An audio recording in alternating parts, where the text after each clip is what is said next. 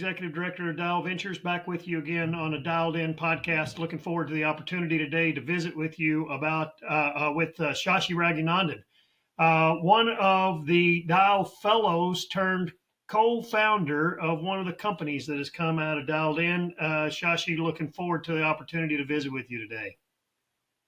Same here, Alan, and it's great to meet with you as usual.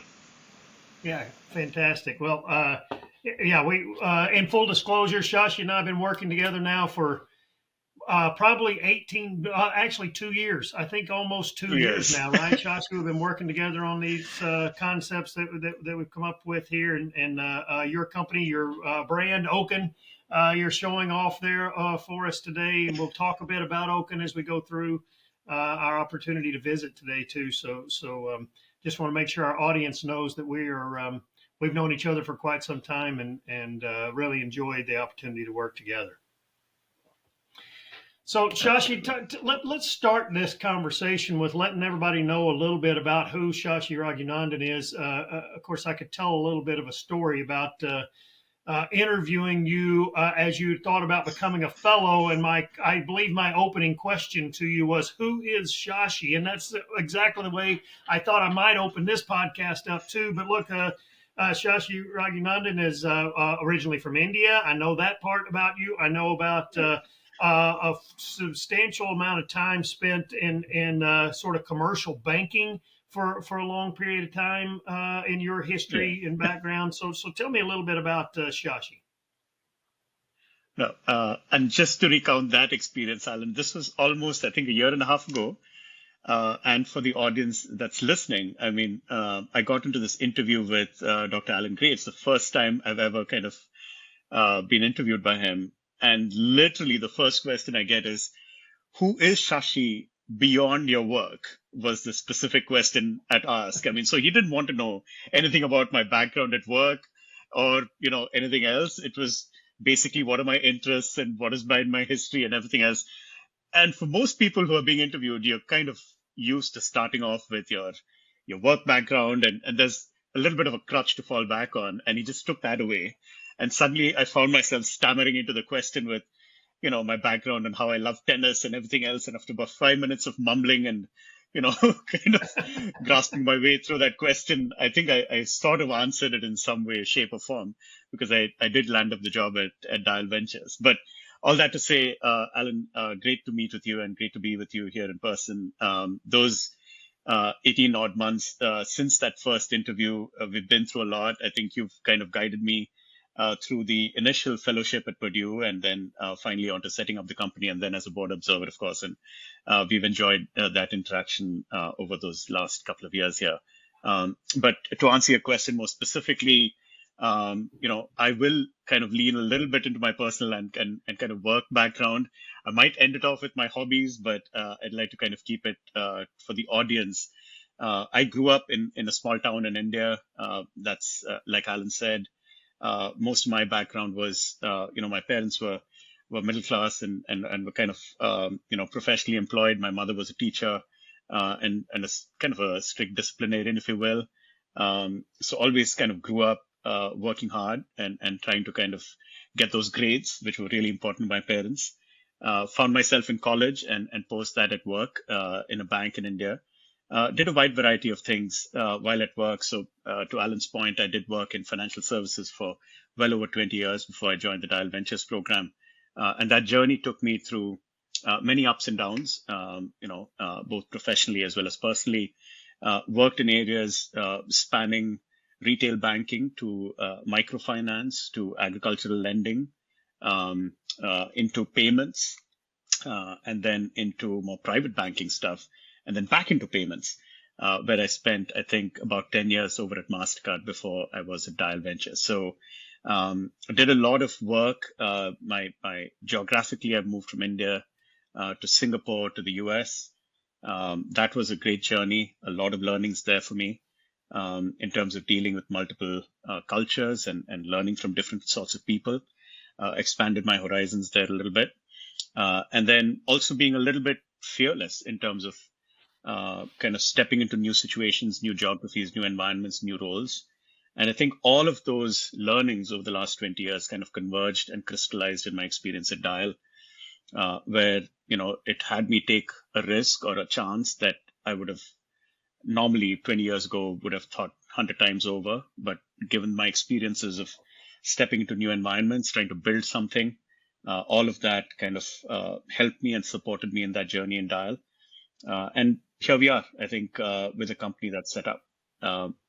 Yeah.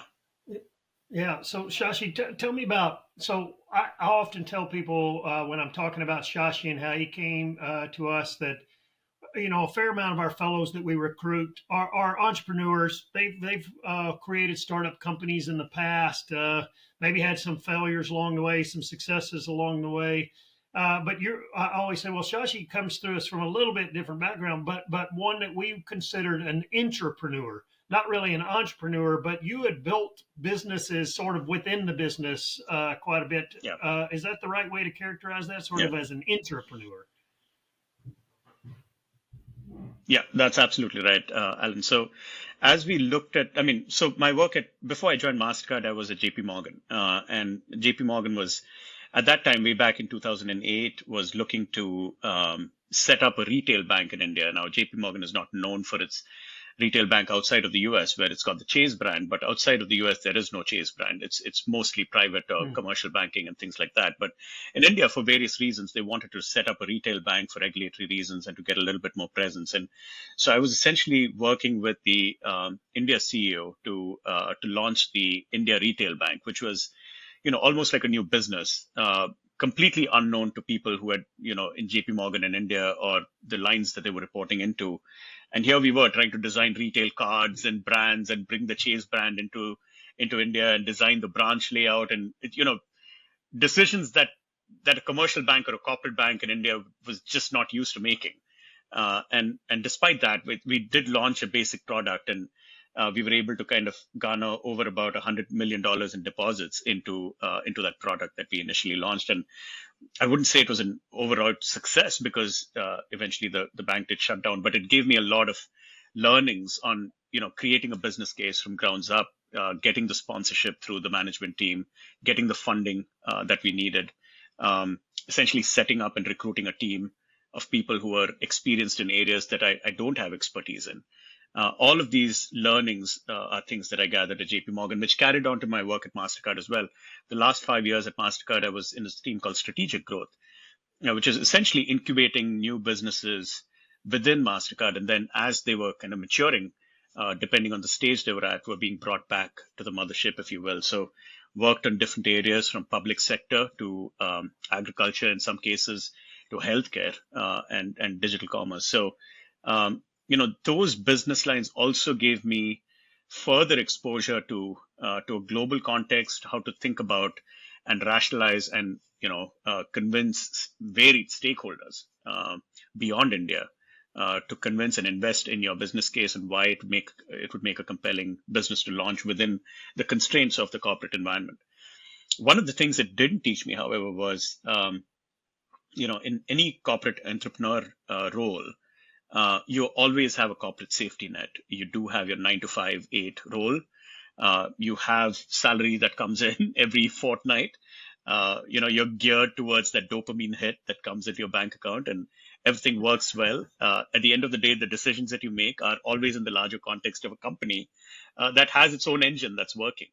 And that is something that I've had to learn as I've set up my own organization and my own company, and would have never been in that position to be so if it wasn't for Purdue Dial. But all of those, I'm sure, we'll discuss through the course of this podcast. Yeah. Great. So we've had this professional journey through banking. Mostly this is a banking background of some sort of financial backing. But personally, we decide we want to move to the United States too. Tell me a little bit about that decision-making process and those early days of experiencing coming to the U.S. Absolutely. I think I've made two changes in geography or countries in my career. So the first move was far simpler, and though it should have been more difficult because it was my first outside of India. That was from India to Singapore. And I had changed jobs as well. I was moving from from JP Morgan to MasterCard. So it was a new role, a new country, arguably should have been more difficult. However, Singapore was, a large city, which pretty much mimicked a lot of what India had to offer, weather-wise, people-wise, culture-wise. It's South Asian kind of culture and food and everything. Plus, my home was a 3-hour flight away, which is ironically was shorter than where I used to work and back to my hometown in India. So for a lot of reasons, Singapore was a great first place to start work, and gave me both the global expertise or experience I required, as well as without that cultural shock that goes with it. About 6 months into that role in Singapore, I got the opportunity to work at a global role within MasterCard, and they offered to kind of move me to the US, where a global role would make more sense. And so, I discussed this with my wife, and we decided to kind of take the plunge. And I think the rationale at that time was, life's an adventure. We'll see a new place, we'll experience a new culture, and we'll see where life takes us. And so we kind of jumped in headlong into that adventure, landed ourselves from Singapore, a bustling megapolis, if you will, into JFK Airport, and I quickly kind of gathered our belongings and moved us to a suburb in Connecticut, where I thought we would be best suited to place ourselves for the rest of our lives. I didn't quite think about the social context of the move. I didn't quite think about all of the challenges in terms of building a network, creating a friend circle, things like that never even crossed my mind. I think we were being naive at that point in time, but we did move into a suburb, a very quiet, leafy suburb of Connecticut, and which was close to my office. That's always top of my mind. I need to get to office and back. And so I think that move was extremely challenging for us, and for a couple of reasons, for the first few years at least, because number one, even though I was not changing jobs, I think the entire kind of culture, weather, things that you need to get used to were very different. And the kind of, interactions I was having were very, very different than in Singapore. The cultural context is miles away. And so we had to accommodate to that. We had to change ourselves, our patterns, our behaviors, and our assumptions to acclimatize to this new way of thinking and the new way of to making friends. And it took us a couple of years, but we are very happy now in kind of having made a lot of friends, a lot of people that we worked through, and it took a lot of things to get us to that point, which I can touch upon. The second thing that was a challenge was the weather. I'd always been kind of grown up in the equatorial side and from India into Singapore. And, I landed into the US, and we were hit by, in the very first winter that we moved into our home, we were hit by 4 nor'easters. My wife and I had never seen snow before this. And so we came in and we were kind of inundated with snowfall, and no one is outside, and it's quiet and no one's roaming around. And India was bustling with people and people knocking at your doors at all times, and there was no one here. So it took a lot of adjustment. But I think, again, if we remain open and open to new experiences, open to changing ourselves, open to learning different things, and open to the experience of life, I think you eventually do end up in a good place. And I think we find ourselves there now as we try to make the next shift now from the East Coast to the Midwest.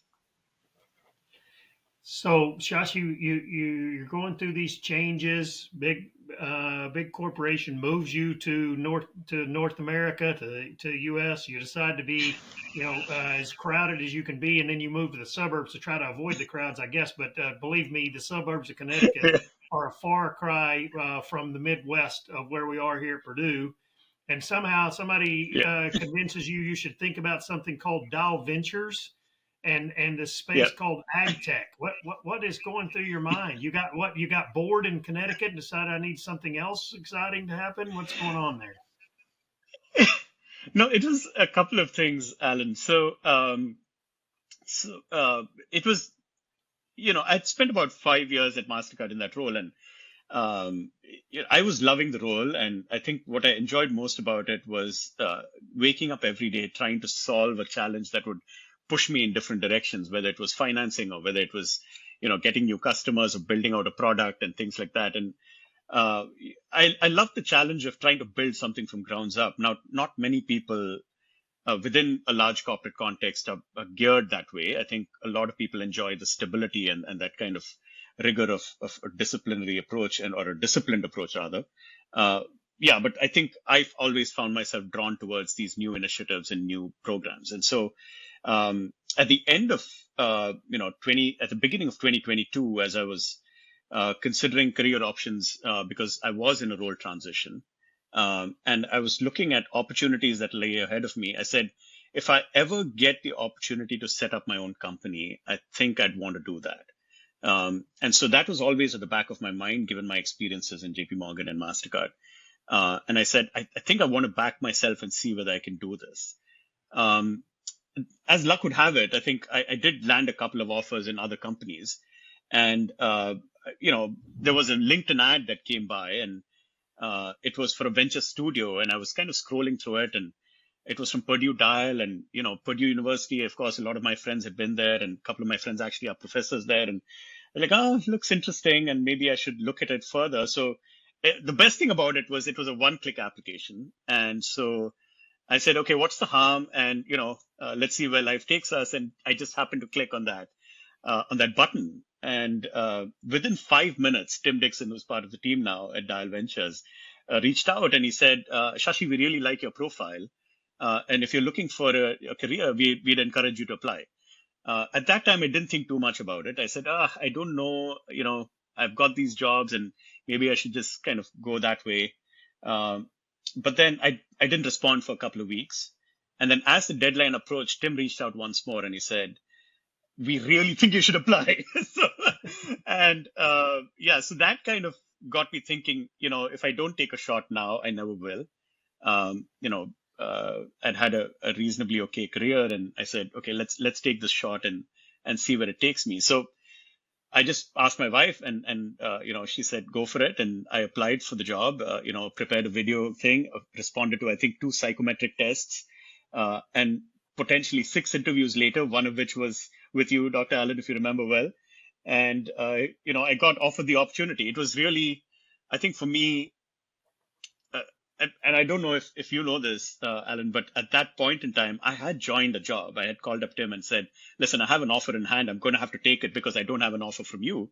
But if you make the offer, I will take it. And unfortunately, you were in the midst of that decision-making process. So I had to take up another job. And, as a week or two later, you guys made the offer, and I looked at it and I called up my company and I said, listen, I've got this thing. And they said, what is it? Is it the salary, or can we match it? Or what, is it the role? I said, no, I'm actually, taking a huge salary cut and I'm going to try to set up my own company. They said, they were nice about it. They said, we can't compete with that. You should go do what you think is right and whatever makes you happy. And within 2 weeks of joining that organization, I had to kind of turn in my papers and join this, and they were gracious about it. And here we are. I was with Dial and taking a leap of faith and backing myself to set up a company and everything else. But to answer some of the other aspects of what you asked, I mean, I think a lot of the motivation for me was to set up, something that I could create, something that I could call my own, a blank canvas given to me where I could kind of draw my own kind of portrait or picture, if you will. That opportunity excited me. The opportunity to be guided through that journey excited me because I knew I could not take those first steps on my own. And so for anyone who's listening, who's looking to set up their own company, I think the Venture Studio program offers you a guided way to set up your company. I came from a corporate context. I had a lot of systems and processes in place, which I did not know how to set up if I were to do this on my own. And so to go through that journey, to understand the systems processes, understand how to build a business case from grounds up, and then have the assistance and the funding to be able to do it the right way from the get-go. Those are important building blocks of what I've learned over the last couple of years at Dial. And I think I don't think I would have traded those experiences for anything else. So it's really I always think this story is fascinating, Shashi, just because you had done well in your career. But we were always intrigued by your background because of this. You kind of had this entrepreneurial spirit inside a corporate setting. But Yeah. buddy, you took a dive off the deep end when you decided I'm going to leave a job so that I can come to this Dial Ventures experience. Tell me, walk us through, Shashi, for somebody who doesn't understand what a fellow is in Dial Ventures. What's that journey? Tell Yeah. me about that journey you went through. What does it mean to be a fellow in Dial Yeah. Ventures? I'm actually quite serious about asking this question. I'm not sure I've ever had one of you tell me what the experience is like from your perspective. I know what it's like for mine, but tell the audience what it's like to be a fellow in Dial. What does that mean? No, absolutely. I think first off, I think I would say there's a lot of things that go into being a fellow at Dial, right? I mean, the fact that you're in the program means that there is some merit in your case of being there. It's your background, your experiences, your deep industry experience, maybe your technical skills, whatever, has brought you to a certain point within Dial. But that said, the very start of the Dial program, I think one of the most impactful moments for us was six of us walking into, the five other fellows with me, and we all walked into the Discovery. I think that was the building, and Dr. Allen was sitting there on a call, and the first thing I think you indicated was, listen, you may think you guys know whatever you bring and your background and your knowledge, everything else. We got to just drop those assumptions, and we're going to start building from grounds up by listening to the customer and understanding what the case is, and we're going to have a process to it, right? And so the first, to your point, what does it mean to be a Dial fellow? I think the first thing is a complete sense of, drop the ego, drop, I wouldn't say drop your knowledge. I think it's just dropping the sense that you know it all, and embrace the process, right? It's about trying to understand from grounds up, what is it that this industry needs at this point in time, and where can you add value? And what kind of business can this be, and how do you build a business case around it? There's a lot of learning, a lot of soul searching, a lot of ego dropping that happens, and you need to be part of that to really understand, how it is to create a business from grounds up. I think that's the number one thing I would say. It brings a lot of humility, it brings a lot of groundedness, and at the end of the day, you feel that you've done enough to at least have a case to begin work on something, and that is meaningful in itself. So the process is important, and that initial kind of humility is really important.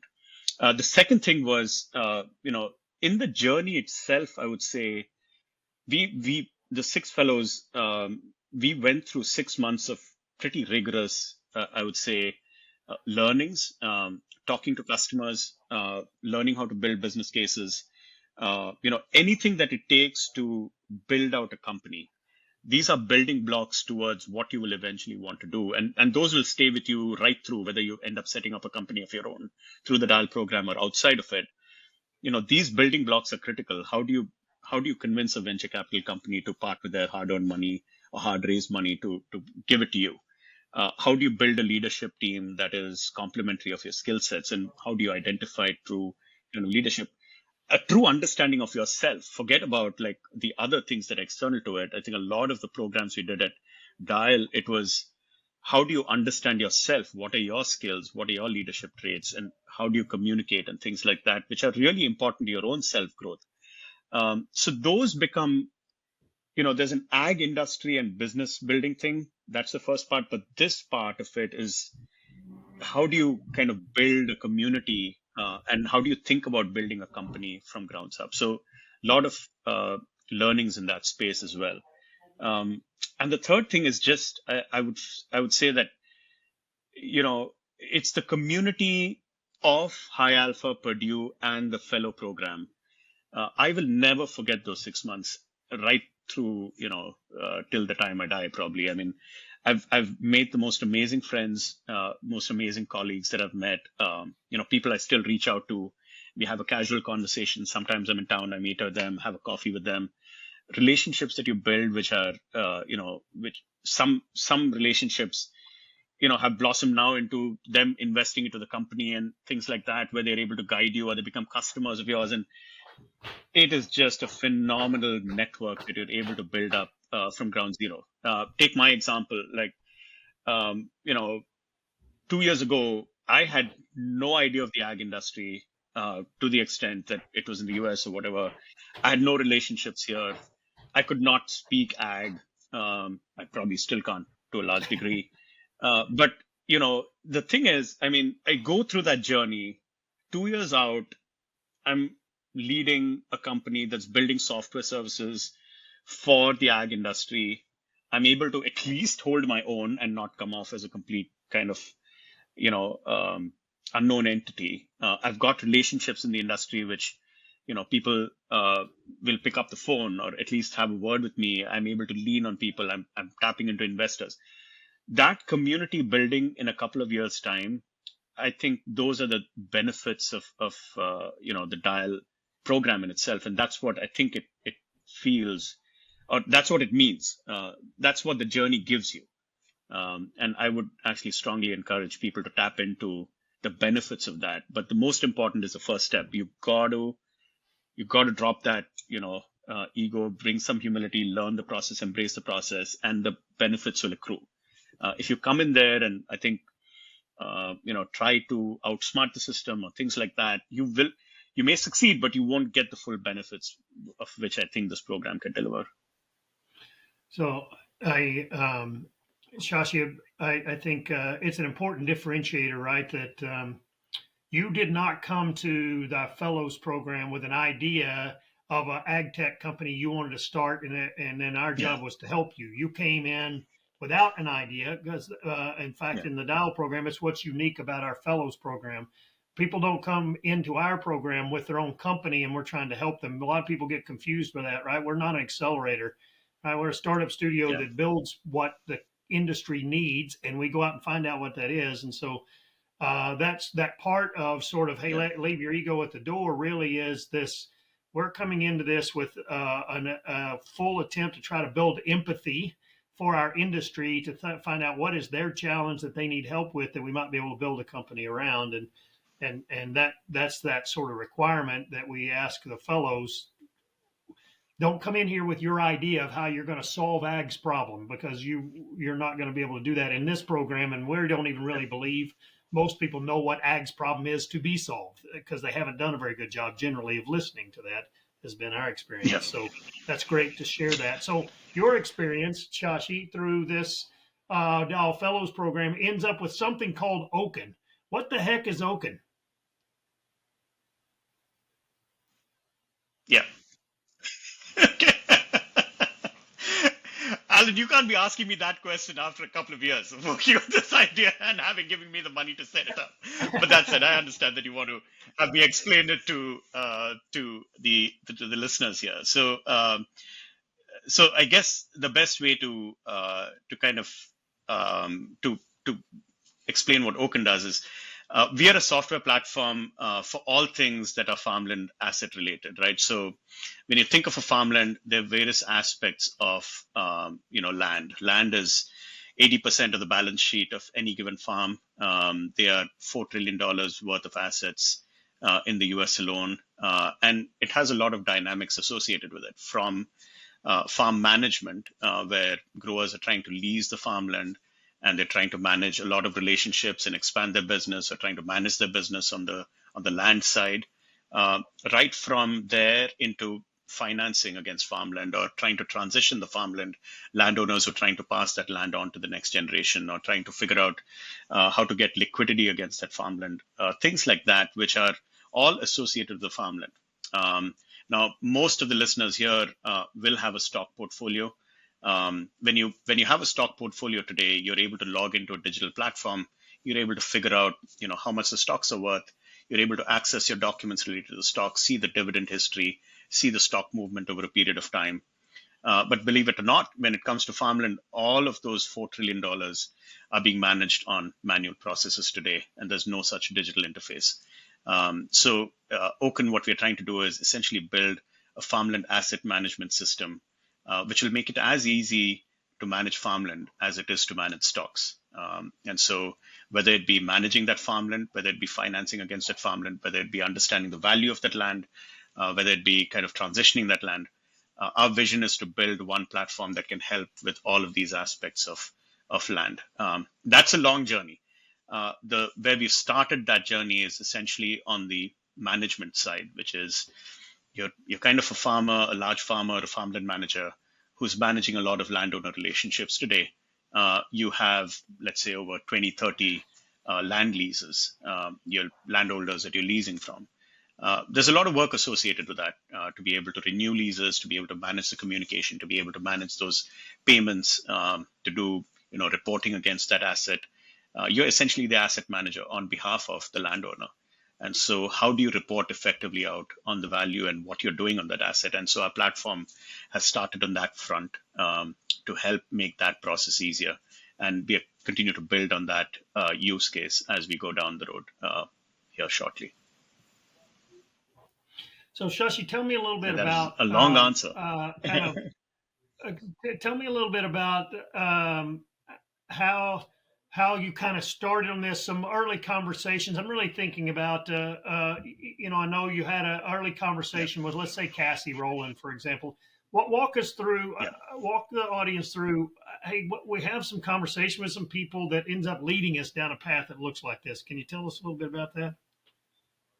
Yeah. So I think as with any fellow who's kind of stepping into the program, or with anybody who's trying to come up with an idea, you start with a blank slate, or you start with something, and it leads you in a direction, and then you keep kind of burrowing through and trying to figure out what the opportunity and if there's an opportunity there. And so, as with the Dial program, I think we did explore. I think each fellow explored at least 10, 20 different ideas at a certain level, and then 3 were selected to go down and do a little bit more research and try to figure out whether any of those 3 could lead to even bigger opportunities and things like that.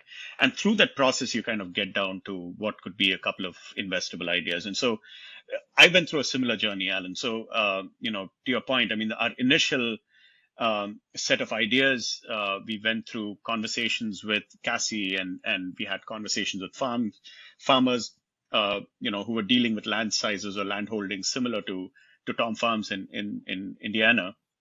Also had conversations with farmland managers, with banks, with food processors, and a wide variety of stakeholders across the ag supply chain, trying to understand what the problem was. Right? You're not trying to solve for a problem. You're just trying to figure out what are they most challenged by.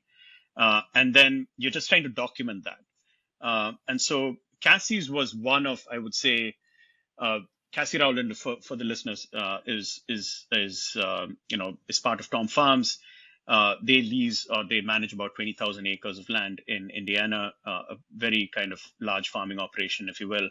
And for most of us who are listening and don't know farm sizes and can't appreciate the size of that, 20,000 acres is pretty much the size of the city of Paris. If you look at the core metropolitan areas of Paris, that's how large the farming size there is. So Cassie manages a pretty large kind of farming size, and she leases land from about 100 odd landowners. That was a specific kind of problem, and she kind of got onto the call. I still remember the early calls talking about 100 or more. 100 landowners. Wow.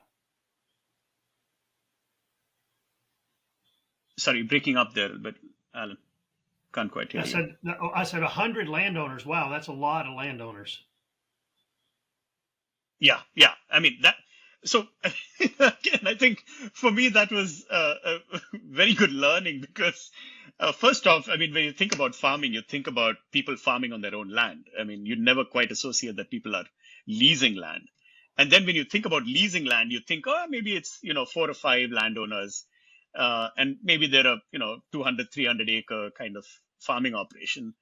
And then you kind of meet Cassie, and she's like, we farm 20,000 acres, and I'm leasing land from 100 plus landowners, and it's a real problem, right? I mean, I have leases that renew every year. I have payments to be made. I have timings to be adhered to. I have birthdays and things to remember, and I have all kinds of improvements that need to be done on the land, which I need to track.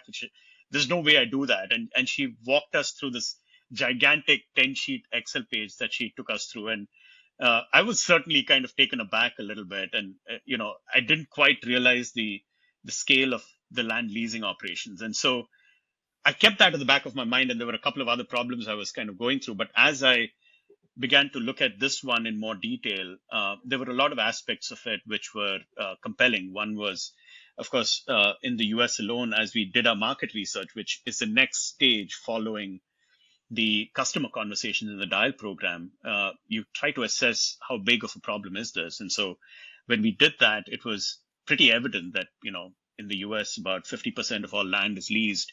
There's about $30 billion in lease payments that are made. It accounts for one of the top eight, expense lines at a farm level, and so on and so forth. I mean, and there are a lot of growers out there who have this large land lease things, and not just that, they have farmland managers who are kind of managing those leases sometimes on behalf of landowners. So, especially with the generational transfer of land that's happening, more and more consolidation tends to happen at the farm level.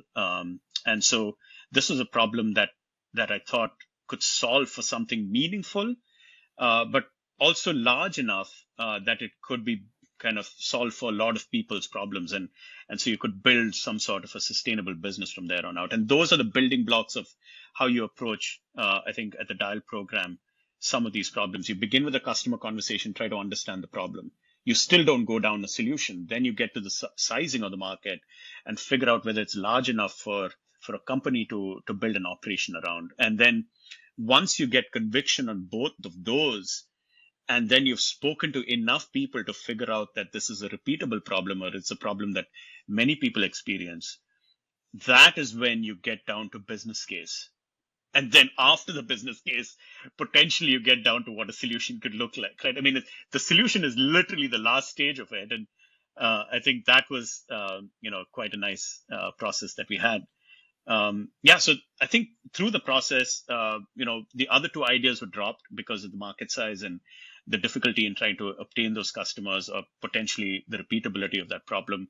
But this one stood out because it checked a few boxes in terms of repeatability, in terms of number of customers, and then in terms of our ability to build a robust solution. So, this is the one that we eventually went down. And of course, we kind of, my own personal kind of take on that was, there's a lot of background that in terms of payment flows that were happening. There's a lot of, land itself is such an area to go down. I mean, this is one of the many challenges that people will have in land management. And so it was an exciting kind of space to address at large. That's fantastic, Shashi. Tell me, I'm going to assume that since you launched Oaken, that's been, gosh, I don't know, 14, 15 months ago, maybe something like that. It's been all it's been great, all roses. Everything's been perfect. No waves, no storms, or anything. This has gone really. This has been the ideal way that you should ever create a startup, right? Tell me a little bit about the experience so far in building out Oaken. No,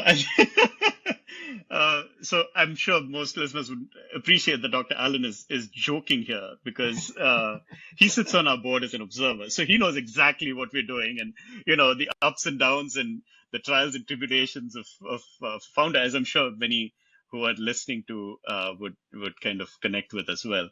But yeah, I mean, any startup journey, I think there is ups and downs. Every day is an up and down. Even within the day, there's an up and down. So, there's been emotional highs, there've been emotional lows, and really, heart gut wrenching lows as well. So I think the emotional, when you start off, it's all roses. Dr. Allan puts it absolutely correct. I mean, you start off, it's great. You've just got your first round of funding, money's in the bank, you've got your founder, he's off building, you're off selling, and the company couldn't look better. You're off speaking to investors who initially say that, they love the idea and everything is all hunky dory. And you start getting your first customer. I think that was for us in November, December, when we started kind of showing Cassie the first prototypes of our solution, and she was excited by it. And there was an encouraging partnership with a group of farms as well. And, things are rolling along just fine. And you're like, okay, I think I'm onto something here. And, all of those sacrifices can be can be written off, and I'm going to be riding off into the sunset with a pot of money here. And so, as it so happens, I mean, startup journey is often kind of leads you down different paths, and that was the case with us. So, you know, I think one of the first indications, uh, we had a lot of positives, I think, leading up in terms of, signing up partnerships and getting the first set of customers in, and building out the first set of features and everything else. But then there are always challenges. There are always things that you need to watch for and figure out and then work yourself out of. And that's part of the joy of being, the leader at a startup, is how do you navigate those challenging situations? So I think one of those things that I would point to is the last couple of, months as we've tried to do our fundraise. We've had many investors who've gone into due diligence and advanced due diligence and the like. And in a couple of cases, have come back. In some cases, they've kind of been nice enough to invest into the company, but in some other cases, they've always come back with some feedback on the product and why they wouldn't want to invest. And that feedback is always hard to take as a founder, because you have personally invested time and effort and your passion and your family's time and everything. You're emotionally invested. And I think that message is always a tough message to take. And I'm the first one to say that it affected me personally to the point where, I really felt that I was doing something wrong. And I would say that it took me 2 to 3 weeks to get out of that funk and to get back onto the horse and try to kind of find a solution out of it. And I think those are the times that I've found I needed to be centered and try to find ways out of difficult situations, which has been interesting. So glad to say that we are kind of, in that particular circumstance, we were able to make a few moves within the company and continue our fundraise journey, and now we're kind of raising some more money. So we overcame that initial hurdle. But these are the kind of jolts that that the external environment can deliver. A customer may churn. A customer that you're sure that you're delivering well against might just come up and say, no, I don't like the product anymore. Or an investor may come by and say, hey, I don't think I can invest in the company because of so and so reason. And those are emotionally hurting judgments that you feel are being passed against you. But I think for anyone who's listening and kind of, I would say my own personal learning has been that I just need to kind of keep plowing through. The company's interests are the best that I can do to kind of manage, and you need to find your way out of it, and that's why you are in the position that you are, and find options, whatever that may be, and keep the company's priorities at the keeping the company alive, keeping the company running, keeping your employees paid and happy. I think that those are your top priorities, and keeping your customers happy along with that. So find a way to do that, whatever it takes. Well, thanks for sharing that in sort of a vulnerable way, Shashi. I think it's important that, I think people probably know this. Startup companies are hard. Building a company from scratch is hard work. It's a lot of hard work, and there's a lot of ups and downs and things that can challenge you. And it's your baby, and they tell you sometimes your baby's ugly, and you don't want to be told that your baby's ugly, for sure.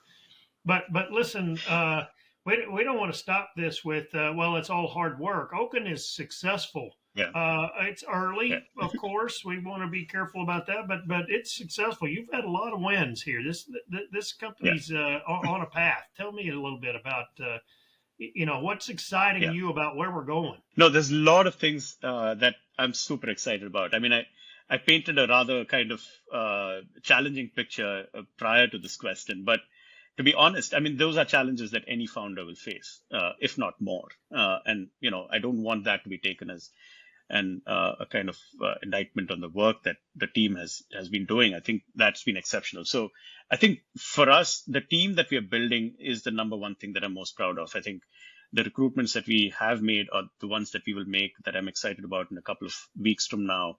I think those are really good kind of people who are coming in with interest in the industry and who see the value that we are trying to deliver and are willing to kind of work hard at delivering that value. The second, for us to be able to onboard customers and to strike up critical partnerships, I think that has been critical as well. I mean, some of the largest groups of farms have come together, or Tom Farms, for example, continues to provide good feedback about our product. I think those are critical product market fit kind of things for our early stage company to know that you set out against a problem and you've met it at some point, and customers are liking what you've built and are willing to give you money to be able to pay you for your product and service. I think those are important validations that we've received as well. We've had investors who've come in, great set of investors, a mix of strategics as well as angel investors who've come in and guided the company in terms of here's where you're at and here's what your story needs to look like. And, these are the areas you can step into, and this is how you talk about your company. And getting us into those things have been super critical as we shape what this company can be down the road, and where it can go to, what's the vision like. We've gotten into some very prestigious accelerators, I would say, like SVG Thrive and Plug and Play, which has been absolutely great for our visibility and for our brand and for fundraising. And finally, we also won an award for the overall ag supply chain solution of the year at 1 year into the company.